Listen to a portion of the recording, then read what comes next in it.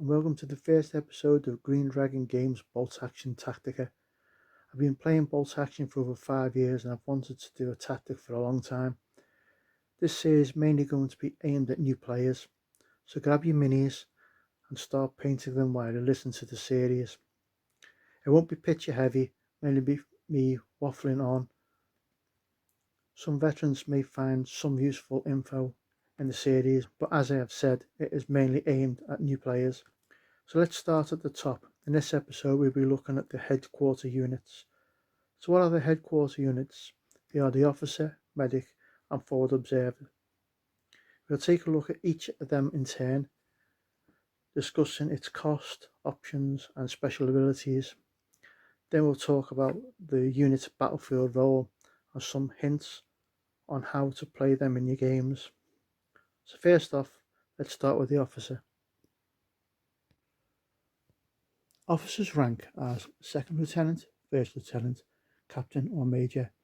There are also some special characters available, such as Colonel John Frost, shown in the picture here.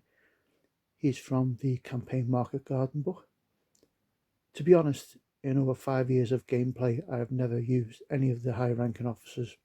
However, officer is a compulsory choice in most, if not all, infantry platoons. The compulsory options are Second Lieutenant or First Lieutenant.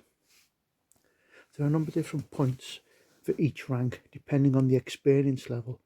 As you can see, each rank can be inexperienced, regular or veteran. We will look at what each of these experience levels means later on in this episode. Next, we will take a look at the officer's team and options. He can be accompanied by up to 2 additional men, which must be the same experience level as the officer.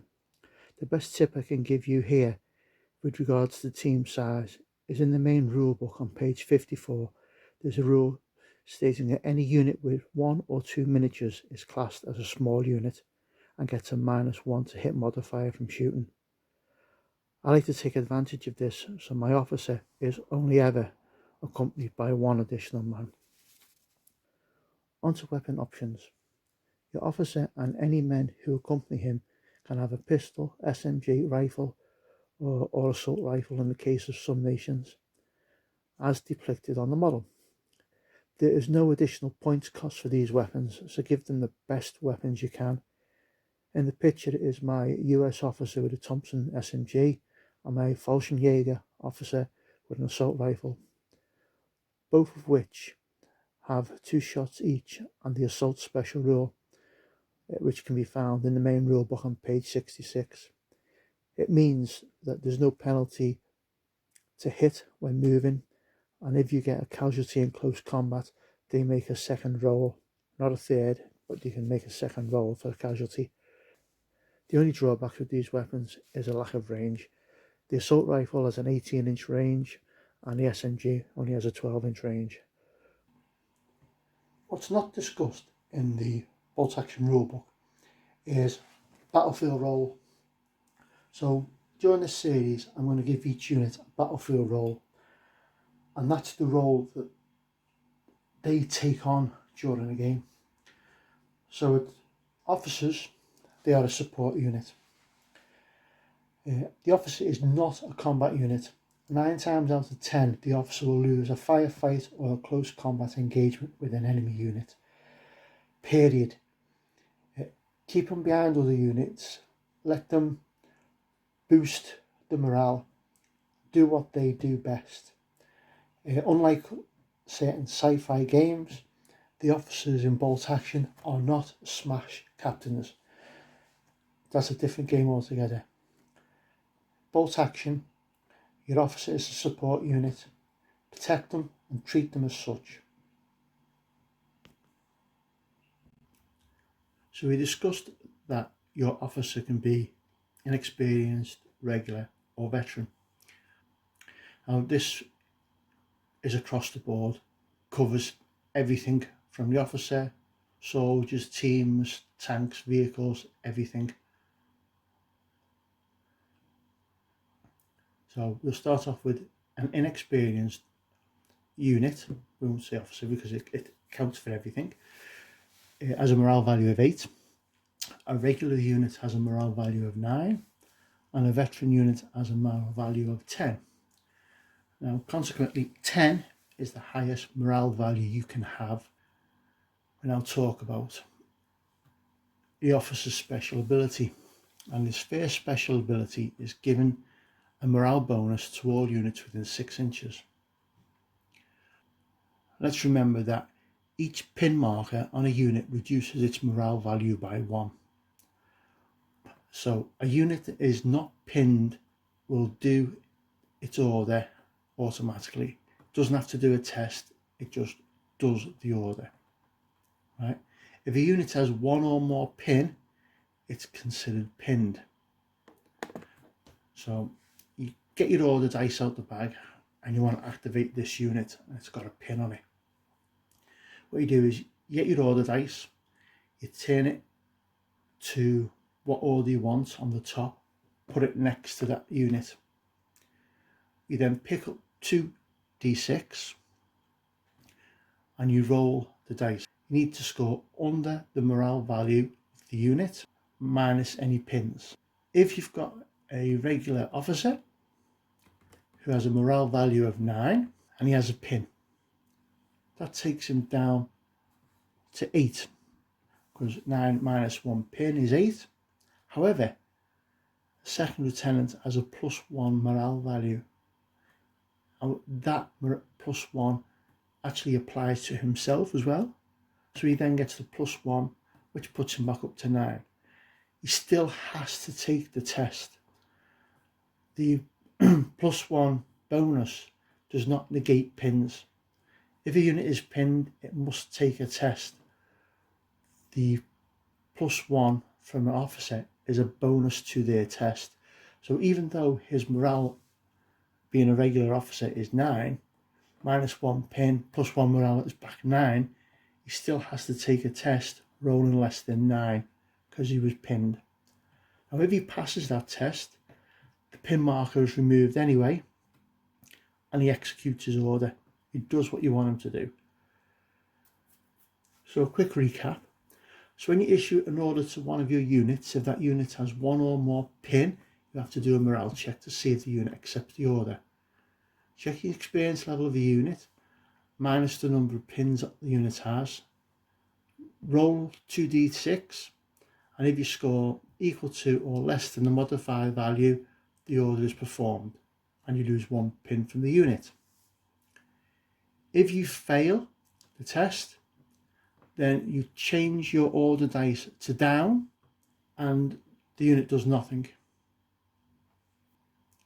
Now different officers give you different morale values. So a second lieutenant gives you a +1 bonus to morale. A first lieutenant gives you a +2 bonus to morale. So that's how the morale bonus works. The next special ability the officer has is one called snap to action. Now this I've not seen used very often. It also depends on the area you play. What I mean is, a local area, I don't really see anybody using snap to action. I went to play at another club 30 plus miles away from my house, and every person I played used the snap to action. So what is the snap to action?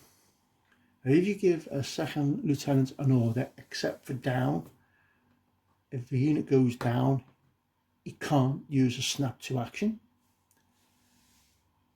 and he successfully passes the order test to perform that order,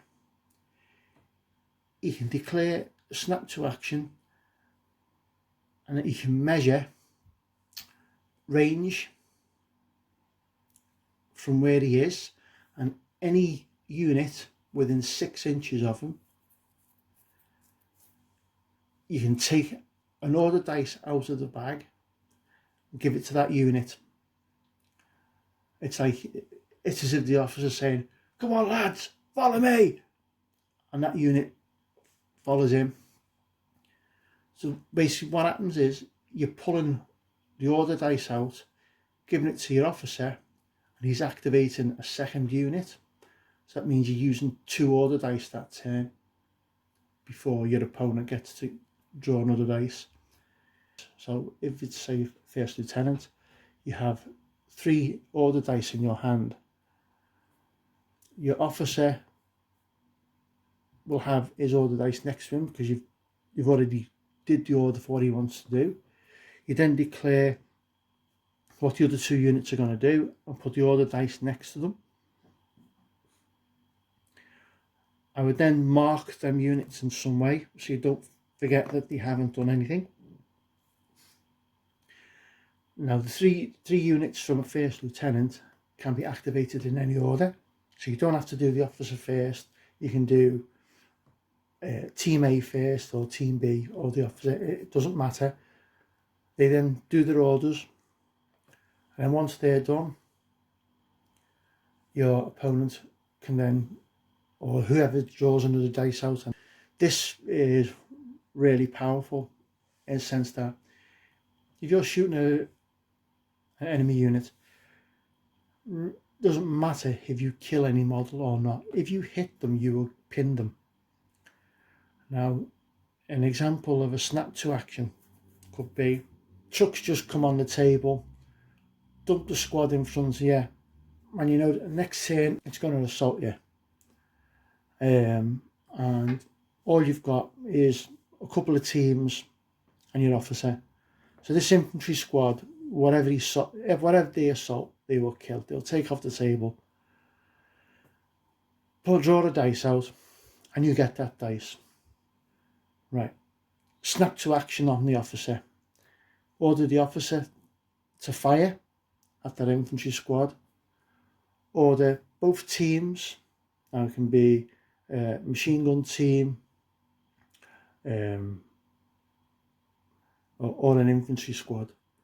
Order them 2 units to fire at that infantry squad as well. There's a good chance, especially if they're at close range, that you will pin with each unit.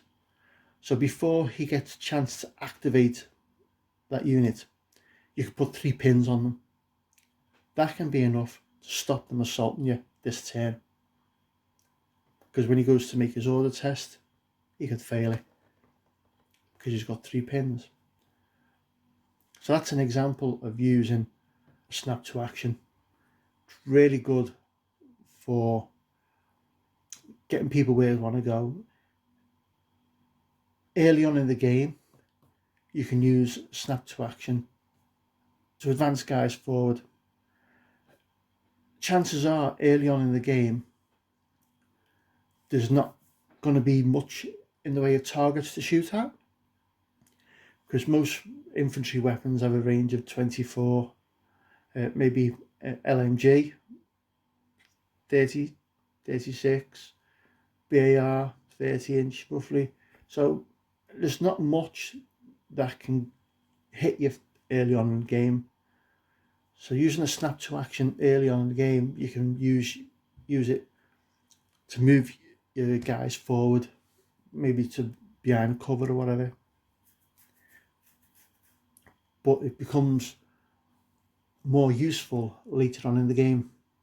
I'll already give you an example. Another example is, say you play the game, and to win the game, there's a central objective on the board, and whoever has the most units around that objective wins the scenario.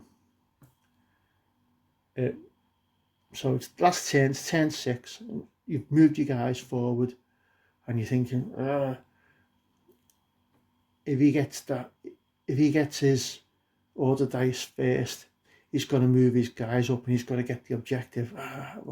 What can I do? You pull the order dice, and it's your order dice. What you do? The easiest thing to do is, you know you've got to get that objective. Call a snap to action on your officer. Give him a run order. Run him onto the objective. Any unit that is within 6 inches of him, do the same. Use a snap to action to run them onto the objective. With any luck, by the time the next order dice is pulled, you have 3 units on that objective. Now, if you've don't know if you've played many games or not yet, but when it gets to turn 6 in a game, you don't have much left on the table. It would be almost impossible to remove 3 units off an objective by the end of turn 6. So, big snap to action there, wins you the game. Okay, so that's the officer done. Hope you found the information useful. Next we'll go on to the medic.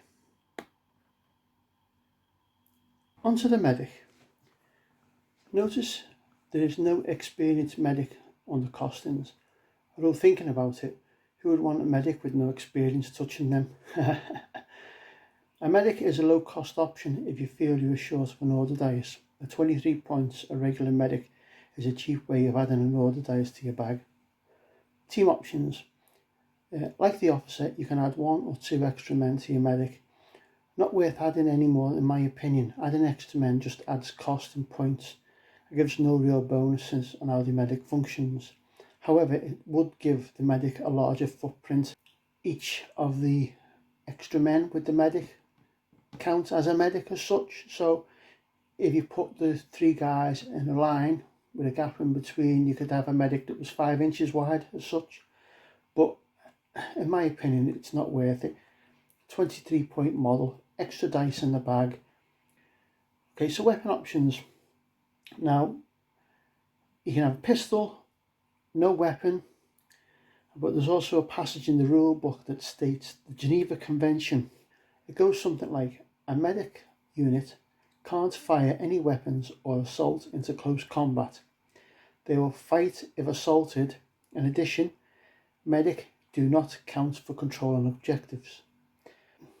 So they can't do anything except for what their job is. So the medic is not a combat unit. It is the same as the officer. It's an army support choice. Please remember that when you pick it to go on the battlefield. So, what does the medic actually do? Well, the medic is trained in battlefield first aid and can treat injuries quickly.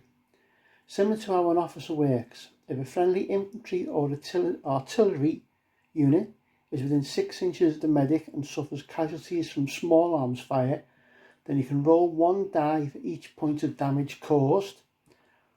On the dice that score a 6, it allows you to ignore one of the casualties. So if you take 4 hits, say, on an infantry squad by your medic, and then he rolls to kill, and he gets 2 successes. So without the medic being there, that would be a straight 2 guys dead, gone. Because they're within 6 inches of the medic, you can roll 2 dice, and if you roll a 6, then that discards one of those casualties. So it's good, but it's only for use with small arms fire.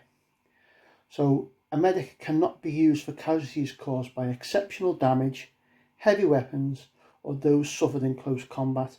If a unit is fighting in close combat and the medic is within 6 inches, you cannot use the medic's ability to roll against any casualties caused. Not allowed in close combat. Forward observers. Last but certainly not the least. So first off, the costs. Okay, artillery forward observer is 100 points for regular, 115 points for veteran. It's more expensive than the air forward observer, which is 75 points for regular or 90 points for veteran. As with the other HQ choices, the team is 1 observer and up 2 further men. And the options, you can have either a regular additional guys for 10 points or 13 points for veteran additional guys. Same as the other options. Weapons, again, it's the same as the others. You can have pistol, SMG, rifle, whatever you want to put on them within reason. Can't give them a bazooka, obviously. But again, it's WYSIWYG. But now the main point. So what are their special abilities? What is it that they can do? So we do the artillery one first. So you can place a token or chit, whatever you want, on the table, anywhere within sight of the artillery observer. So he's got to be able to see the location he's put it. You can't put it behind a building or behind a bunch of trees. You've got to be able to see where it goes. And that token represents the aiming point for the artillery battery. And then once that's been placed, your artillery observer, his job's done. He's just become an extra guy on the table. You only get one chance of doing this. So once it's done, his job's done, you can then use him like the medic as an extra order dice in your army. Put him out of sight so he doesn't get shot. And then after that, at the start of every turn, you roll a d6 to see if the artillery or smoke barrage comes in. Now, you roll a d6 and you have to consult the table, which is on page 84 of the main rulebook. So if it's an artillery barrage, you roll your d6. If it's one, it's a miscalculation. I'm not going to, obviously for copyright reasons, I can't tell you what each one is. 2 or 3, it's delayed, which means it isn't coming in. You'll have to roll again at the start of the next turn. 4, 5 or 6, it comes in, and then you roll and you resolve it as a heavy howitzer on the target. As I say, the rules and barrage chart and smoke barrage chart are on page 83 and 84 of the main rulebook if you want to have a read for yourself. The other one is a smoke barrage. Now, I don't see this getting used a lot, where I can see it being really useful. I don't really use an artillery observer, mainly because I play Americans, and their air artillery observer can actually call in 2 airplanes. So you can call in one. Once that one's been resolved, you can call another one. But that's for another episode. We're talking about the artillery observer at the moment. Smoke artillery, it's the same as such. So 1, it's a miscalculation. 2 or 3, it's delayed. 4, 5 or 6, it comes in. Now this is where I don't understand why smoke doesn't get used more often. Because if you're playing somebody with a howitzer or something, a mortar team, something that's going to really hurt you. What I'm thinking of is a Nebelwerfer. Now, if you just start playing, I recommend anybody you play, ask them not to bring a Nebelwerfer. It's not fair playing against something if you don't know how to deal with it. It's not a very nice thing. But a smoke barrage chart, dropping smoke in front of a Nebelwerfer is a good way of giving yourself a bit of cover. Basically, what happens with you fire smoke, you roll a 4, 5 or 6, it lands where you say. Now this gives you a 6-inch diameter smoke cloud, which sits right where you put it. So if you call in, if your observer can see a mortar team or any other unit you want to go, the way to do it is to drop it in something with the fixed team rule, because it can either shoot or it can move. It can't do both. So if you drop 6-inch diameter smoke right in front of it, you can't see through it. You can't target you unless they've got a spotter. But if they've got a spotter, they've normally hid the mortar behind a building, and in that case, drop the smoke in front of the spotter, and you either have to move the mortar or move the spotter to shoot. Either way, it's going to stop them shooting. Because they can't see through it, they have to either wait and not fire that turn in the hope that the smoke will drift and move next turn, or they actually use their order to move. Now if they've moved, because they have the fixed rule, they can't fire. So that's where smoke barrage can be really good. Again, it's only a one-off. You can only use it once, but if you're playing a scenario where first turn the mortar team comes on, because it's come on, it hasn't fired. Second turn, you drop a smoke in front of it. It has to move because it can't fire. It means it's going to be the third turn, or maybe even the fourth turn, before they can fire back at you. So smoke's really good. A lot of people don't use it. So the next observer is the air observer. Now in first edition, air observer was really overpowered. Come in, it devastate whatever it shot at. Second edition is not the same. Your forward air observer works the same way as the artillery one, i.e. you use a fire order, you choose an enemy unit, you place your marker, and then at the start of the next turn you roll a dice.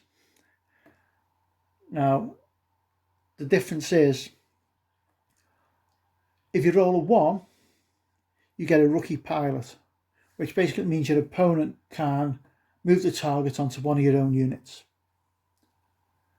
2 or 3, skies are empty, nothing's happening this turn, and then 4, 5 or 6, the plane starts its attack from.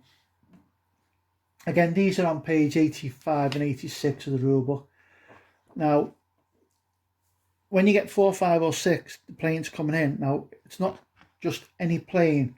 There's another chart on page 86 which is for the type of plane that's coming in. So you can have, if you want, you roll another d6. 1 or 2 is a strafing one, 3 or 4 is a fighter bomber, and 5 or 6 is a ground attack aircraft. Obviously, the higher number you roll, the better the aircraft is and the more damage it's likely to do.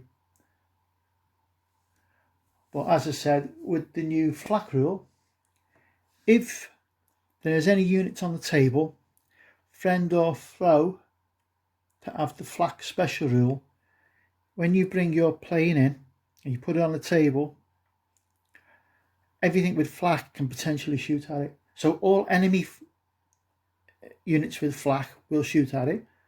However, if you have anything with flak, you have to roll a dice for them to hold the fire. So if you've got inexperienced units, they need to roll a 4 up, regulars need to roll a 3 up, and veterans need to roll a 2 up. This is to stop them shooting down your own aircraft.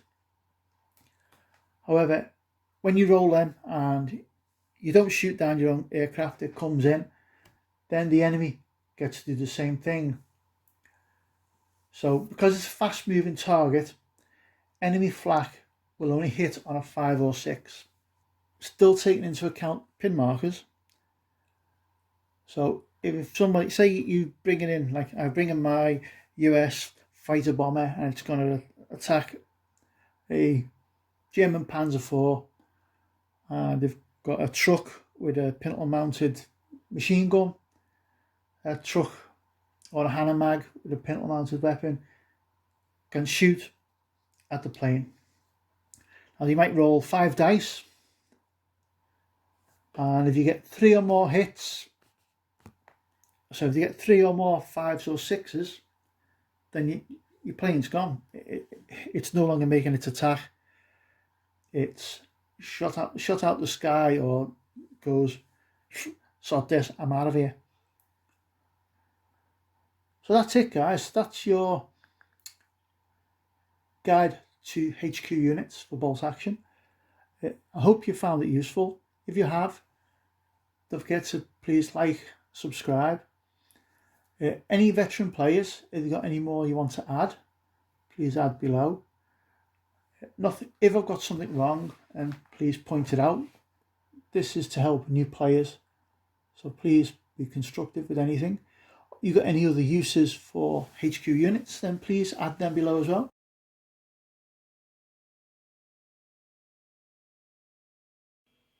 Okay guys, so thanks for watching. Don't forget, if you like what you see and you want to see more, please hit the like and subscribe button to get notified of when any new videos are posted up. Also, if you want to support the channel, then please go to the Patreon site. It's in the link below. Thanks for watching, stay safe and see you next time.